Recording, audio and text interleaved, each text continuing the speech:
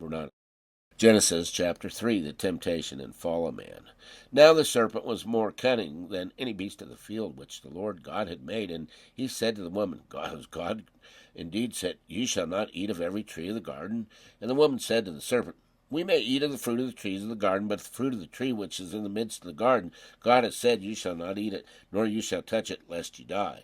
Then the serpent said to the woman, You will not surely die, for God knows that in the day you eat of it your eyes will be opened, and you will be like God, knowing good and evil. So when the woman saw that the tree was good for food, that it was pleasant to the eyes, and the tree desirable to make one wise, she took of its fruit and ate. She also gave to her husband with her, and he ate. Then the eyes of both of them were opened, and they knew that they were naked. And they sewed fig leaves together and made themselves coverings. And they heard the sound of the Lord God walking in the garden in the cool of the day. And Adam and his wife hid themselves from the presence of the Lord God among the trees of the garden. Then the Lord God called to Adam and said to him, Where are you? So he said, I heard your voice in the garden, and I was afraid because I was naked, and I hid myself. And he said, Who told you that you were naked? Have you eaten from the tree of which I commanded you that you should not eat? Then the man said, The woman whom you gave to me with me, she gave me of the tree, and I ate.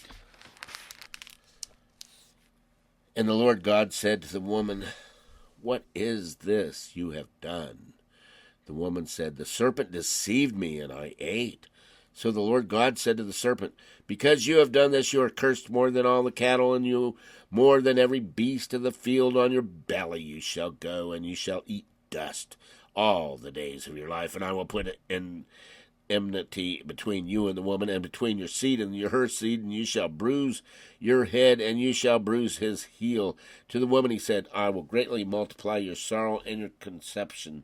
In pain you shall bring forth children. Your desire shall be for your husband, and he shall rule over you. Then to Adam he said, Because you have heeded the voice of your wife, and have eaten from the tree of which I commanded you, saying, You shall eat of it. Cursed is the ground for your sake. In toil you shall eat of it all the days of your life. Both thorns and thistles it shall bring forth to you, and you shall eat the herb of the field. In the sweat of your face you shall eat bread, till you return to the ground. For out of it you were taken, for dust you are, and dust you shall return. And Adam called his wife's name Eve, because she was the mother of all living.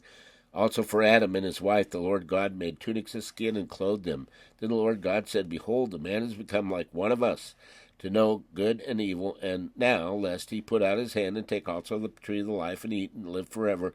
Therefore the Lord God sent him out of the Garden of Eden to till the ground from which he was taken. So he drove out the man, and he placed cherubim at the east of the Garden of Eden, and a flaming sword which turned every way to guard the way to the tree of life.